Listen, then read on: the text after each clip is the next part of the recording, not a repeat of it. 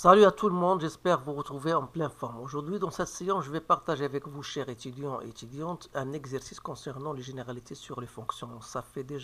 J'ai déjà lancé d'autres exercices. Si vous voulez bien sûr les retrouver, vous pouvez bien sûr entrer dans ma chaîne et vous allez directement sur la playlist concernant les généralités sur les fonctions. Vous allez retrouver un tas de sujets, bien sûr, plus ou moins difficiles, bien sûr.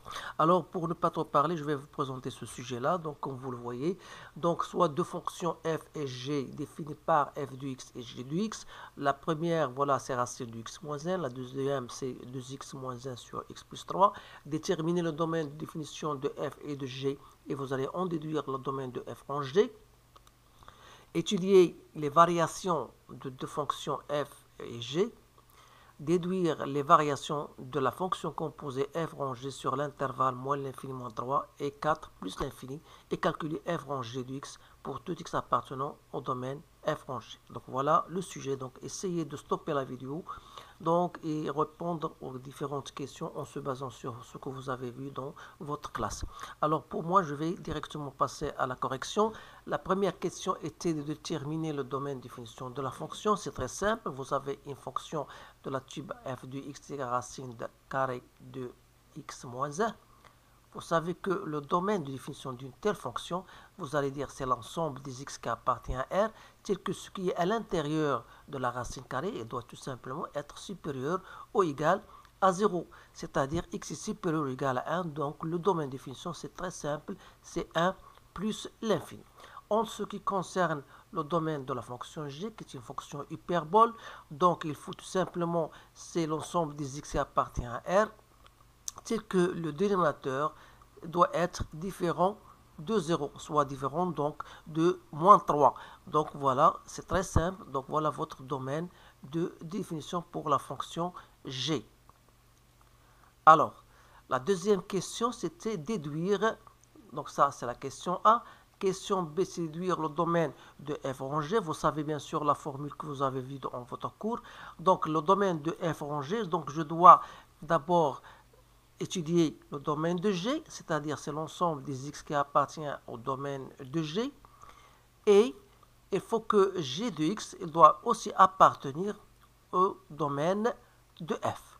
Alors, une fois ceci est bien réalisé et bien compris, donc il suffit tout simplement, puisque le domaine de G, on a dit que x appartient à l'intervalle moins l'infini moins 3, union moins 3 plus l'infini, et g de x, pour nous, g de x c'était 2x moins 1 sur x plus 3, il doit appartenir au domaine de f, c'est-à-dire il doit être supérieur ou égal à, parce que le domaine de f, n'oubliez pas, c'est x, il doit supérieur ou égal à 1. Donc il faut que ce terme-là doit être supérieur ou égal à 1.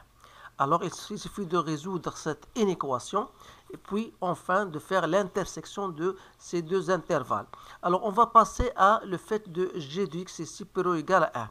Tout simplement, ça veut dire que g de x moins 1 est supérieur ou égal à 0. C'est-à-dire 2x moins 1 sur x plus 3 moins 1 doit être supérieur ou égal à 0. C'est-à-dire que x moins 4 donc sur x plus 3 est supérieur à 0. Donc il suffit de mettre au même dénominateur. Alors une fois arrivé à ce stade-là, donc il suffit de faire un tableau pour ne pas se tromper. Donc vous avez x moins 4 et vous avez x plus 3 et vous avez la fonction en question que je peux mettre sous la forme d'une quotient. Alors vous avez deux racines qui sont moins 3 et 4. Alors, vous savez que x moins 4, elle s'annule. Donc, on prend le signe moins, plus, moins, moins. Et pour moins 3, donc, elle va prendre ici le signe plus et le signe moins. Donc, sans oublier de mettre en même temps que x doit être différent de moins 3. Alors, à partir de ce tableau, vous remarquez que dire que donc g de x sera supérieur ou égal à 1, c'est-à-dire que g de x moins 1 est supérieur à 0. Donc vous remarquez bien sûr que si lorsque vous faites moins avec le moins, ça donne le plus, pardon. Donc ça veut dire le produit ça donne na plus, et là ça donne moins, ça donne na plus. Donc pour qu'il soit positif, donc il suffit que x doit appartenir, pardon, ça dit que g de x doit appartenir à moins l'infini moins 3, union 4 plus l'infini. Ça, c'est pour la fonction g de x supérieur égale à 1. Donc, à partir de domaine de définition, on a dit que x doit appartenir à cet intervalle et x appartient à ça. Donc, on devra faire l'intersection. Donc, pour cela, donc, il suffit de faire une droite, tracer une droite. Donc, je vais tracer une droite. Donc, voilà le 0. Je sais que x, voilà, on a moins 3. Et on a ici, par exemple, 4. Donc, qu'est-ce qu'on a dit? On a dit qu'il faut que x d'abord doit être différent de moins 3. C'est-à-dire on doit jouer soit sur cet intervalle, soit sur cet intervalle. Donc, ce qui nous intéresse, c'est qu'il faut éliminer moins 3. Alors, pour l'autre, donc, pour g de x supérieur à 1, on a dit qu'il faut que x soit appartenir à moins l'infini moins 3, c'est-à-dire on doit travailler dans ce domaine-là, et 4 plus l'infini. Donc l'intersection se fait à ce niveau-là et se fait à ce niveau-là. Donc le domaine de f rangé, donc il faut que x doit appartenir à moins l'infini jusqu'au moins 3, union 4 plus l'infini. Alors j'espère que cela est bien compris par tout le monde, parce que si jamais vous n'arrivez pas à déterminer le domaine de définition, alors ça c'est un peu très difficile. C'est un peu honteux si vous voulez, si vous n'arrivez pas à étudier comme il le faut les variations de la fonction composée. Alors je passe maintenant à ce qui reste. Donc on a déterminé le domaine de définition, on va passer maintenant à l'étude des variations de la fonction. Donc, étudier les variations de la fonction, c'est-à-dire donc la question 2. Pardon. Donc, la question 2. Donc, les variations de la fonction f. Donc, je vais noter tout simplement f de x était x moins 1. Et la fonction g de x est égale à 2x moins 1 sur x plus 3. Alors, vous savez bien sûr que ça, c'est une fonction standard. Donc, il suffit de passer. Donc, le domaine, c'est 1 plus l'infini. Donc, voilà f de x. C'est une fonction qui est croissante. Donc, voilà. Et f de 1, c'est 0. Et pour la fonction g, qui est une fonction hyperbole, donc, voilà, vous devez mettre, il faut éliminer, on a dit, moins 3. Et comme la fonction elle est croissante, il suffit de déterminer delta. Donc ça, c'est un rappel que vous devez le savoir. Donc delta, c'est les coefficients de x sont 2, 1, moins 1, 3. Ça vous donne 6 plus 1, ça fait 7 et supérieur à 0. Ça veut dire que la fonction, elle est bien croissante. Donc ici, vous avez 2, 2. Donc ici, vous ne savez pas demander. Mais voilà bien sûr, votre tableau de variation de la fonction f. C'est-à-dire que la fonction, elle est tout à fait croissante. Donc, on peut dire que f et g, donc f est croissante sur son domaine de définition. Et l'on est de même, g, elle est croissante, ou bien strictement croissante, sur son domaine de g. Alors, sont toutes les deux croissantes. Alors maintenant, on veut déduire les variations de la fonction composée sur l'intervalle moins l'infini, moins 3. Alors ici, je vais noter à partir de notre tableau de variation, vous savez que dans l'intervalle moins l'infini, moins 3, on doit d'abord étudier la fonction g, comment elle est. Elle est croissante.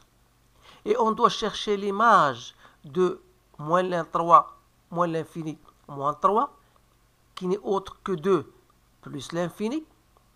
Donc ici, c'est 2 plus l'infini. Donc l'image sera ici moins l'infini, 2. Alors, je vais noter cela. Donc je vais même l'écrire en rouge. Alors, si on veut étudier la fonction sur l'intervalle moins l'infini, moins 3. Alors, la première des choses, on doit étudier la fonction g. Alors, comment est la fonction g sur cet intervalle? Donc, moins l'infini, moins 3. On va remarquer que dans le tableau de variation, elle est croissante. Donc, g, elle est croissante. La première des choses. Donc, il faut chercher l'image de moins l'infini moins 3.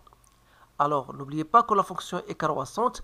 À partir de notre tableau, ça vous donne 2 plus l'infini. Alors, qu'est-ce qu'il faut donc se demander? Comment est la fonction f sur cet intervalle, sur 2 plus l'infini? Alors, 2 plus l'infini, donc comme elle est croissante. Donc, f, elle est croissante sur l'intervalle 2 plus l'infini.